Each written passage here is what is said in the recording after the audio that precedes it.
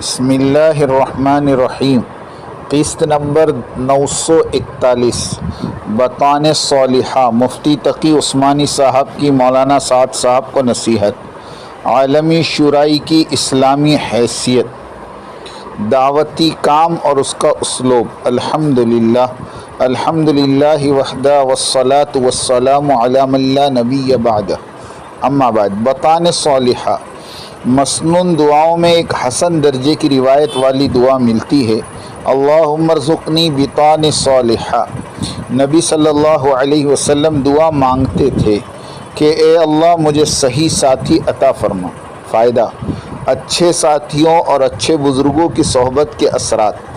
حضرت جی مولانا محمد سعد صاحب دامت برکاتہم جب بڑے ہونے لگے تو دعوتی میدان کے مخلصین اور محسنین، ہماری مراد حضرت جی ثالث مولانا انعام الحسن صاحب نور اللہ مرقدہ، منشی بشیر صاحب، قاری ظہیر صاحب، قاری رشید صاحب، میاں جی محراب صاحب، میاں جی عبدالرحمن صاحب وغیرہ رحمہم اللہ اجمعین نے مولانا سعد صاحب اطال اللہ عمرہ کی بڑی محبت اور شفقت سے تربیت فرمانے میں لگ گئے۔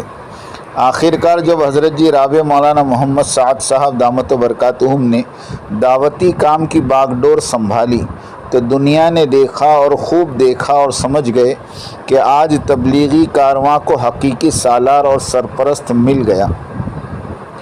بعض اہل اللہ تو یقین کے ساتھ خوشخبری سناتے تھے کہ الحمدللہ دور یوسفی دوبارہ لوٹ آیا۔ اب الحمدللہ دعوتی کام پوری شرح و بسط کے ساتھ سیرت طیبہ پر چل پڑا ہے۔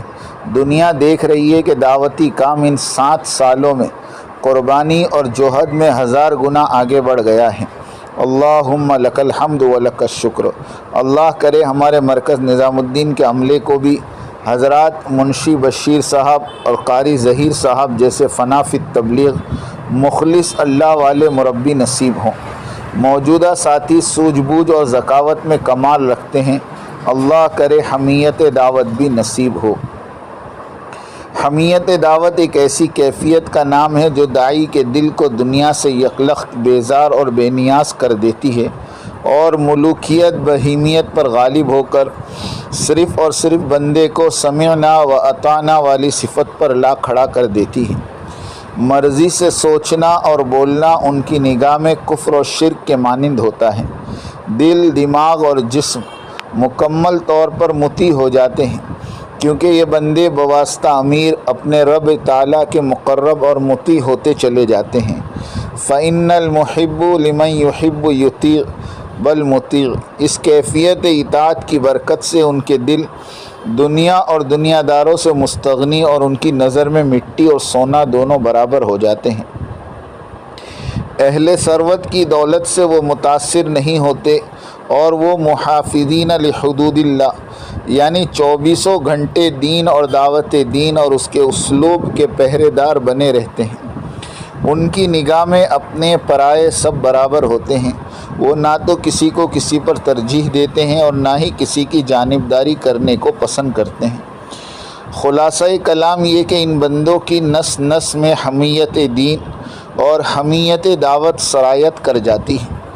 گویا کہ عملاً یہ مقتدی ہوتے ہیں حضرت صدیق اکبر رضی اللہ عنہ کے اور ان کے حمیت بھرے جوش اور جذبے کے امام حضرت صدیق اکبر ہوتے ہیں، اور وہ فرط حمیت میں فرماتے ہیں اینقص الدین و انا حی، یعنی دین کا نقصان ہو اور میں زندہ رہوں۔ اس حمیت دعوت کے نہ ہونے کا بڑا نقصان یہ ہے کہ آدمی مصلح اور مفسد میں فرق نہیں کر سکتا۔ مفتی محمد تقی عثمانی صاحب کی مولانا سعد صاحب کو نصیحت۔ اکتوبر سن 2024 میں دوران عمرہ مولانا محمد سعد صاحب کی مفتی تقی عثمانی صاحب سے ملاقات اور مفتی تقی صاحب کی مولانا سعد صاحب کو نصیحتیں۔ یہ کلپ تقریباً 7 منٹ کی ہے۔ حضرت مفتی تقی عثمانی صاحب دامت برکاتہم ہمارے بڑوں میں سے ہیں، اللہ تعالیٰ ان کا سایہ ہمارے سروں پر تا دیر سلامت رکھے۔ مگر ایک بات مفتی صاحب کی قابل تصحیح ہے، وہ یہ کہ امارت اور شورائیت ایک جیسے نہیں ہیں۔ امارت ایک مکمل نظام شریعت ہے اور عمل توقیفی ہے، اور اس پر عمل قرون ثلاثہ کے ادوار میں باضابطہ اور برقرار رہا ہے، اور بعد میں بھی کم و بیش مخلوط انداز میں امارت اور خلافت کا عمل جاری رہا۔ اور سن 1923 میں جب خلافت عثمانیہ اختتام پذیر ہوئی، اسی وقت امارت تبلیغی جماعت کا دور قدرتی طور پر شروع ہو گیا، اور آج تک الحمدللہ جاری و ساری ہے، اور اللہ تعالیٰ اسے قیامت تک جاری رکھے۔ اب رہی یہ بات کہ اس تبلیغی امارت صغریٰ کو تسلیم کیا جائے یا نہیں، تو بات واضح ہے کہ جن علماء نے آج تک تبلیغی کام کو مباح اور مستحب سے زیادہ اہمیت کا درجہ نہ دیا ہو، وہ اس تبلیغی امارت اور امیر کو کیا خاطر میں لائیں گے۔ رہی بات پاکستانی عالمی شورا کی، تو یہ اسلام دشمنوں کی سازش کا کامیاب نتیجہ ہے، جنہوں نے اپنے معمول کے مطابق تبلیغ ہی کے چند ضمیر فروش لوگوں کو خرید کر مرکز نظام الدین کو اجاڑنے کے لیے لگا دیا، اور بڑی بڑی رقم ہدایہ اور تبرعات کی شکل میں خوب لٹایا، مدارس اور علماء اور ذی اثر لوگوں کو استعمال کیا، اور سب سے اہم کڑی یعنی مولانا سعد صاحب کی تقاریر کے ٹکڑے ٹکڑے بنا کر مفتیان کرام سے فتوے اکٹھے کیے، اور مولانا سعد صاحب کو متنازع شخصیت بنانے کی کوشش کی گئی، تاکہ تبلیغی عوام مولانا سعد صاحب کا ساتھ چھوڑ دیں اور مرکز ویران ہو جائے، اور تھوڑے دن مولانا دیولا اور مولانا لاٹ صاحب اپنی شرائیت کو چلا لیں، اور پھر آہستہ آہستہ مرکز کھنڈر میں تبدیل ہو جائیں۔ اس طرح یہ اسلام کی تبلیغی روشن شمع جو لاکھوں کروڑوں انسانوں کے قلوب کو ایمانی حرارت سے گرماتی تھی، وہ ہمیشہ ہمیشہ کے لیے گل ہو جائے۔ اس فتنہ خبیثہ پاکستانی عالمی شورا کا شکار ہونے سے شاید ہی کوئی عالم اور مفتی اور شیخ نے بچا ہو، سوائے چند اللہ والوں کے، ان میں سے مولانا سلیم اللہ خان صاحب، مولانا محمد احمد صاحب بہاولپور، مفتی محمد نعیم صاحب بنوری ٹاؤن، مولانا کریم بخش صاحب ملتان، رحمہم اللہ علیہم اجمعین۔ عالمی شورا کا منشور، عالمی شورا کا کوئی امیر نہیں ہوگا، عالمی شورا کے مشورے کا فیصل ہوگا، فیصل بھی مستقل نہیں ہوگا، اور فیصل اہل شورا کا تابع ہوگا، اور مشورے کا فیصلہ کثرت رائے پر ہوگا۔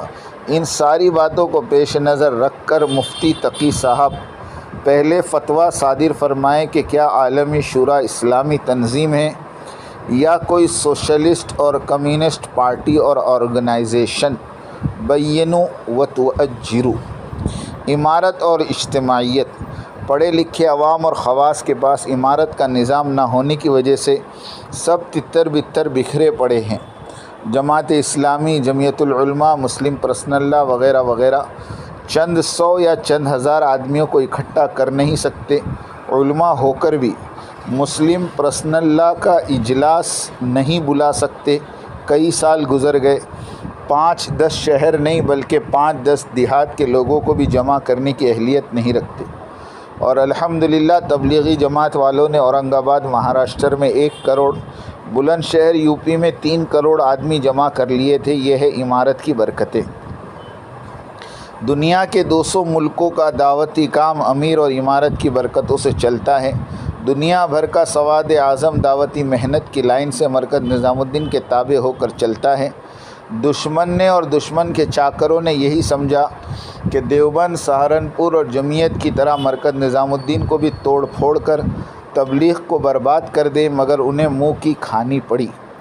مولانا سید ابو الحسن علی ندوی رحمۃ اللہ علیہ نے UK کے ذمہ داروں کے مجمع میں سن 1989 میں فرمایا تھا، یاد رکھو تم کسی بھی آرگنائزیشن سے یا کسی بھی سیاسی پارٹی سے الجھ جاؤ تو کوئی پرواہ نہیں، مگر بھولے سے بھی مرکز نظام الدین کی طرف آنکھ نہ اٹھاؤ۔ مرکز سے بھیڑو گے تو تباہ ہو جاؤ گے۔ مرکز نظام الدین اخلاص کا ایسا سخت پہاڑ ہے کہ اس پر سر پیٹو گے تو تمہارا ہی سر پھوٹے گا، مرکز کا کچھ نہیں بگڑے گا۔ اللہ کے ولی کا وہ فرمانا 25 برس بعد سامنے آیا کہ جس نے بھی مرکز اور امیر مرکز مولانا سعد صاحب سے دشمنی کی وہ رسوا ہوا۔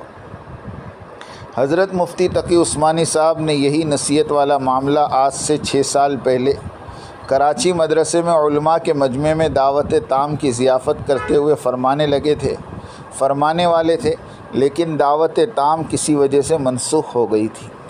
ہماری التجا ہے کہ سب لوگ اپنے اپنے دائرے میں رہ کر دینی خدمات انجام دے اور سب کی کامیابی کی دعا کرتے رہیں۔ اللہ تعالیٰ اجتماعات کو کامیاب فرمائے، خوب جماعتیں نکلے اور انسانیت ہدایت پر آ جائے۔ آمین آمین آمین۔ وآخر دعوانا ان الحمد للہ رب العالمین۔